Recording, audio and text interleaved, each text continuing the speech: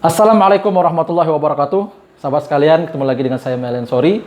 Mudah-mudahan sahabat sekalian dalam kondisi sehat walafiat, selalu dalam naungan dan lindungan Allah Subhanahu wa taala. Nah, sahabat sekalian, malam hari ini saya ingin menyampaikan bahwa Provinsi Bengkulu sudah menjadi juara satu provinsi termiskin di Pulau Sumatera. Yang sebelumnya kita adalah provinsi termiskin kedua di Pulau Sumatera.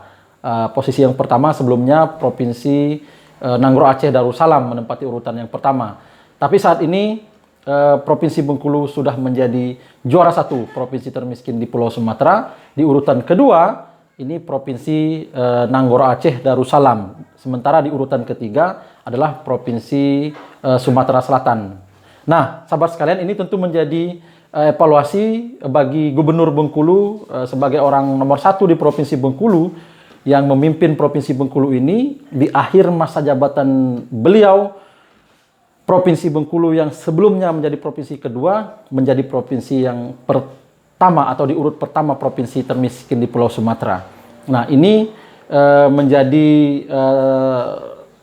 tanda tanya besar sebetulnya, apakah kepemimpinan Rohidin Mersah di Provinsi Bengkulu ini berhasil atau tidak. Tapi kita bisa melihat bahwa dengan Provinsi Bengkulu menjadi provinsi termiskin pertama di Pulau Sumatera, kita menjadi prihatin dan miris dengan kondisi provinsi kita saat ini. Provinsi yang sangat kita cintai. Nah, teman-teman sekalian, untuk tidak dituduh sebagai hoak, saya menyampaikan informasi ini adalah berdasarkan fakta dan dari referensi berita di detik.com, Detik Finance, dengan judul berita bukan Aceh lagi, ini dia provinsi termiskin di Sumatera. Laporan Agus Setiadi, Detik Finance. Nah, bagi teman-teman sekalian yang masih meragukan informasi dari saya, silahkan searching di Google dengan judul berita bukan Aceh lagi, ini dia provinsi termiskin di Sumatera. Nah, teman-teman sekalian bisa langsung melihat informasi dari berita Detik Finance, karena Detik adalah situs berita yang sudah teruji dan bukan situs berita yang abal-abal. Nah, sahabat sekalian, apakah kemudian Provinsi Bengkulu akan mampu keluar dari provinsi nomor satu termiskin di Pulau Sumatera? Tentu kita sama-sama harus berdoa bahwa Provinsi Bengkulu mampu keluar dari keterpurukannya, mampu keluar dari kondisi saat ini yang sudah menjadi provinsi termiskin di Pulau Sumatera. Pertanyaan besarnya adalah apakah kepemimpinan Rohidin Mersah ini yang kita dengar beliau akan mencalonkan kembali sebagai Gubernur Bengkulu untuk periode yang kedua. Sebelumnya beliau ini adalah pasangan dari Ridwan Mukti, Gubernur Bengkulu, Rohidin Mersah sebagai Wakil Gubernur Bengkulu. Tapi kemudian nasib naas menimpa Ridwan Mukti yang kemudian ditangkap oleh KPK, menjadi pesakitan, menjalani hukumannya. Rohidin Mersah naik menjadi Gubernur Bengkulu. Dan dinamika berjalan, banyak juga kemudian masyarakat melaporkan Rohidin Mersah terkait dengan dugaan-dugaan kasus yang beberapa kasus coba dilaporkan oleh masyarakat. Nah, yang sebelumnya juga Provinsi Bengkulu ini sudah hat-trick gubernurnya, tiga gubernur itu menjadi pesakitan semua. Mulai dari Agus Rin, M.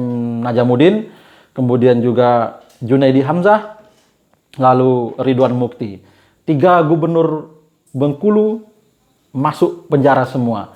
Nah, tentu ini menjadi evaluasi kita semua bagi masyarakat agar kemudian betul-betul memilih pemimpin yang benar-benar ikhlas, benar-benar mempunyai kemampuan, benar-benar berintegritas, sehingga nanti Gubernur Bengkulunya tidak kemudian menjadi pesakitan lagi pada saat menjabat, atau kemudian pada saat pasca menjabat pun harusnya Gubernur Bengkulu clear dari persoalan hukum yang akan menimpanya.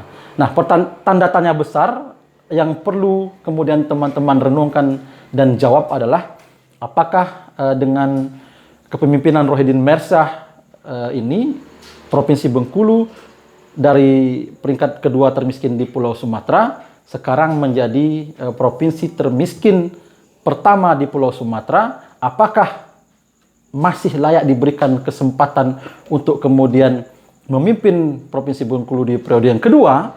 Ini adalah tanda tanya besar, pertanyaan besar yang tentu silahkan sahabat semua jawab dalam hati, dan silahkan sahabat semua jawab pertanyaan ini di dalam diri masing-masing sahabat sekalian.